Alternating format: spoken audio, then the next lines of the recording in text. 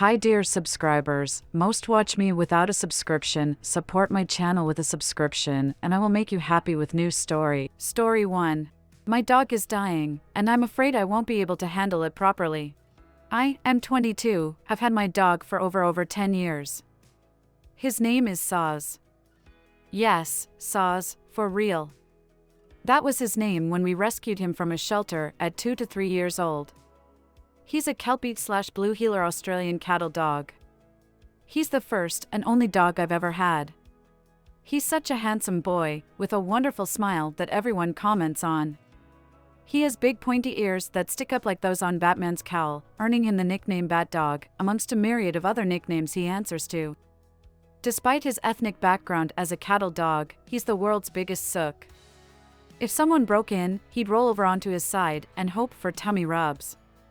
He's always been energetic, wanting to play with bigger dogs well into his older age. Even after 2 back leg reconstructions, he never stopped wanting to run, even as he began to pant more and more as the years went by. A fortnight ago, he got sick suddenly. We took him to a vet and discovered he had a UTI, urinary tract infection. He's on antibiotics now that have fixed the UTI, but this prompted the question of what had caused it. A scan revealed a mass in his abdomen. The vet told us that it was possible that something had calcified in his stomach and it had become infected, and that would be an easy fix. It was not. It's cancer on his liver, and it's inoperable. It's not a matter of if we put him down, but when. As a family, we're still deciding whether to wait until the first sign of suffering to take him to the vets, or to set a fixed date. I don't feel comfortable putting him down when he still seems happy, but my father is concerned that he may deteriorate extremely suddenly and he will suffer before we can get him to a vet. He's suggesting a week from now. I don't think it's all fully registered yet. I got the news less than an hour ago. I'm going to spend the remainder of the time with him, giving him treats and cuddles, and having my friends who've known him for years come over to see him one last time. But I'm afraid that even after all that, I won't be ready, and it will all hit me as we're taking him to the vets, and I won't be able to let him go. I won't be ready to let them take him away from me. I know there's nothing that anyone can do to fix this. But I hope someone who's been through this before can give me some advice on how to cope with this. Update, January 7th, 23. My dog is dying, and I'm afraid I won't be able to handle it properly. Update. Firstly, let me say thank you to all of you who offered advice, empathy, and condolences. I'm sorry I did not respond to you, as all of my emotional and mental energy was spent holding myself together and spending time with my beautiful boy. I know that this is an extremely long post. But I just need to get everything out of my head, and there's a lot in there. If you haven't seen my original post, it will be the first post under this one on my profile. I've edited and added more backstory to this post, as it's turned from just an update for readers of my original post into an all-encompassing post for readers new and old. We rescued Saz from the pound when he was 2 to 3. Yes, my dog's name was Saz. That's the name he had when we rescued him, and this was 2010/2011, so Saz wasn't shorthand for sorry yet. The staff there said he was 3, but we suspect he was 2 as his paws continued to grow for a little longer. He was a Kelpie crossed with a Blue Heeler Australian cattle dog. He had been dumped in a country town, and he'd been picked up after being found begging for food. He'd been transferred to the pound just outside of the city. I was 10 or 11, and my family had decided to finally get a dog after a long time of asking.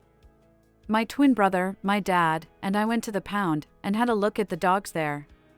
Dad wanted a dog that already had some training and was well behaved. We walked down the row of enclosures, and he approached each dog. He simply gave them a look and held up a finger. They either ignored him, hid from him in the corner, or were completely nuts. It was a confronting thing as a child, seeing dogs that were either terrified of everything all of the time, or just completely insane. But we finally came to him. Dad gave him a look and held up his finger. And Saz just trotted over and sat down in front of us. Dad has always had a love of Kelpies and cattle dogs, especially native ones, so I think there was a little bit of love at first sight. We took him into one of the play pens to get to know him, and he was fantastic. So friendly and playful, but gentle and careful. By the end of our visit, we had our hearts set on him. Mom took some more convincing. She was afraid he had a bit of Rottweiler in him. But after visiting him herself, she fell in love. For over 10 years, we had him. And he was with me from when I was a child, still in primary school, through all my high school and university dramas. He was the best dog I could have ever have asked for. Playful, polite, friendly, handsome, and adorable. Answering to a number of nicknames throughout. Sauce, Sozzle, Sozzle Dog, Dog, Doggo, Dog Dog, Dogalog, Chapo, Mr. Chapo, Young Chapo, just to name a few. As he got older, he began to slow down. That's something we expected. Then, one night a week before Christmas, he was running a fever and very uncomfortable. He wouldn't settle down, and drank a lot of water. The next day, they took him to the vet. They diagnosed he had a UTI, and gave him antibiotics to treat it. So, crisis averted, he didn't have a deal like kidney failure, or something that was gonna kill him. But this did prompt the question of what had caused it. They did a scan, and found a mass in his torso. It was concerning, but the vets told us that it could very well be nothing to worry about. The explanation they gave was that sometimes dogs eat things they shouldn't, and in order to protect itself the body forms a calcified layer around it in their gut, and that calcified mass can become infected. That's an easy fix, and nothing to worry about. But they'd do another scan to be sure. It wasn't a calcified mass. It was terminal liver cancer. I found out on the morning of NYE. Shortly after writing my original post, I got in my car and just completely broke down for about 30 seconds. For context, before Saw's cancer, I'd cried twice in the past 5 years. I don't cry. I pulled myself together and drove off to go do the things I needed to do that day. The first song that came on the radio was I Can't Live With or Without You by U2, followed by Stayin' Alive by the Bee Gees. Just my luck. I had work that afternoon/evening, and I work in a liquor store. We were flat out busy from before I got there, right up until our closing time late at night. Between how busy I was, and how fresh the news was, I didn't even have time to think about it. Then I had a party I was supposed to go to at my partner's house. I didn't tell my partner or any of my friends, because I didn't want to take away from their enjoyment. It wasn't an easy night, and not one I would describe as fun, but I did manage to hold it together. The next morning, on January 1st, myself, my partner, and 2 other friends who had stayed over, spent the day at the beach. It was a really nice day, when I didn't think about Saws.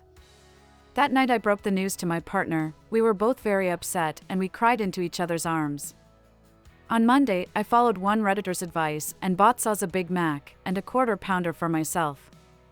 He sniffed the Big Mac and decided he didn't like it, and then sniffed a burger and decided he did like that. So he has my burger and I had his. Thanks for watching, don't forget to subscribe, thank you. I had to break it up into chunks for him, although he gave fitting the entire melted cheese-covered beef patty into his mouth at once his best effort. He didn't like the pickles, so I picked them off for him. That night my partner came to stay over. She has known him for a few years now, and wanted to spend some time with him. On Tuesday morning, my dad informed me that Saws was booked in for his final appointment on Friday morning. I felt that this was too soon, as it had cut his prognosis down from 1 to 2 weeks to 6 days, and meant that now I only had 3 days left with him. Furthermore, it felt like jumping the gun because he still seemed really good. My partner and I took Saws for a walk around a lake in our local national park, and she took photos and videos of us together that I will always hold dear, and look at once I'm ready. Afterwards we went to a local cafe where I bought Saws a breakfast burger all for himself, which he ate most of. When I dropped my partner home, she turned to the back seat and cheerfully said bye-bye to Saws, which struck me as unfitting. I think I realized that it hadn't quite hit her. And so simply said, I guess this is the last time you'll see him. I could see it suddenly hit her, and she got out of the car so she could go into the back seat and cuddle him. It was a difficult drive home, because saying that to her also made it hit me again. It was a finality, crossing off this is the last time he'll ever see partner's name again. I spoke with my dad when I got home. I voiced how I felt regarding the date of Saw's final appointment. He understood how I felt, but explained some things to me that I didn't know or understand. The prognosis of 1 to 2 weeks simply referred to when the cancer was likely to kill him. But before then, he would lose his ability to walk, eat, drink, or even stand up. Things that would have indicated and caused great suffering and pain, but also caused great emotional and mental distress for Saz. Furthermore, many of the complications of the cancer would likely kill him at around that same point, in ways that would have been deeply distressing and painful for him. Ultimately, we were in a race against time against all of the sufferings that the cancer could inflict before it killed him, and all of the catastrophic complications that could kill him even sooner, even more brutally. Our local vet, who had been caring for him for years and had been with us through this diagnosis, would not be open on weekends. If we didn't go on Friday, and something were to happen over the weekend, we would either have to hold out until Monday, prolonging his suffering, or take him to a 24/7 vet that he was unfamiliar with, who likely would not be able to give him the passing that was best for him. This would also apply if something didn't happen over the weekend, but happened late at night or in the early hours of the morning. By that point, not only would his passing be more upsetting, but we would have been unable to save him from immense suffering. So while it was hard, I accepted that sooner was better, to avoid a catastrophe. He hugged me, and I just completely broke down again. He started crying too, which was really hard to watch, because I can count only 3 times in my life I have seen my father cry. The cruelest things about cancer is, apart from the cancer, he was in very good condition. Vets who didn't know him didn't believe us when we told him how old he was. If not for the cancer, he could have gone on for another 12 to 18 months and had a fantastic quality of life right up until the end, as opposed to slowly declining and or continuing on when his body was giving out from old age or other illness. Cancer doesn't just kill. It slowly saps their strength and health in the days and weeks leading up to it. It was hard watching Saz become more and more tired, and watching him want to spend more time lying down, and watch him struggle more to get up, and seeing him not want to get and move, and it needing to take more convincing to do so. The motivation was there, he still wanted to, but he was just so tired and began to get weaker. It was a constant in our last few days, between his bursts of energy. My partner texted me to tell me that she had compartmentalized Saz's diagnosis, and it was only really just hitting her after I said to her, I guess this is the last time you'll ever see him. She asked if she could come over again to spend more time with him. So that night she stayed over again. He cuddled between us on the couch while we watched a sitcom, and he was spoiled him pats and cuddles and snuggles. The next morning my partner and I walked Saz along the beach. I asked my twin brother if he'd like to come, and he said yes. When we were almost there, however, I realized that he had forgotten to lock the house up behind us as we left. My parents were at work. So we had to go back and lock the doors. However, when we got there, he decided he wanted to stay home, so it was just my partner and I. We walked Saz down the beach to a cafe my family used to go to when I was a child, which we hadn't been to in years. I ordered Saz a toasted egg and bacon sandwich. Later, my best friend of 15+ years came over to see him. We talked a lot, and took him for a walk together, and took him into our local dog park. I remember all throughout his life he would run around with other dogs. But now he just meandered around, saying hello to the other dogs, but not bouncing around with them. I cried in the shower that night. We considered pushing back his date to Monday, as he seemed really well. On Thursday morning, my mom came in and sat down at the end of my bed. She told me that Saz struggled a bit to stand up, and then walked outside and simply stood there and stared off into the distance instead of wandering around sniffing and peeing. It was her belief that Friday was the right time, and I found myself unable to disagree with her. My mom, brother, and I walked Saz through our national park again, and then went to a nearby cafe. Saz has half of a giant sausage roll and a little bit of my pancakes. A few hours later my mom and I took Saz to our local hardware store while she did some shopping for her gardening projects. Thanks for watching, don't forget to subscribe, thank you.